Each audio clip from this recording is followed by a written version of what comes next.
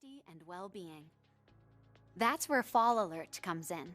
The app feature that enables your hearing aids to detect when you fall, then send a text message with your location to the people you choose, so they can get you help if you need it. False alarm? No problem. You have time to cancel an alert before the text message sends. To set up Fall Alert and invite a contact, just follow 4 simple steps. From your app home screen, tap the health icon. Next, scroll to Additional Setup and tap Set up Fall Alerts. Learn about Fall Alert on the 2 welcome screens. You can sample the sound indicators you'll hear through your hearing aids if you fall to familiarize yourself. When ready, tap Next. A permission box may appear, asking if Fall Alert can access your contacts. This would allow the app to enter your contacts' details using your phone's contact list.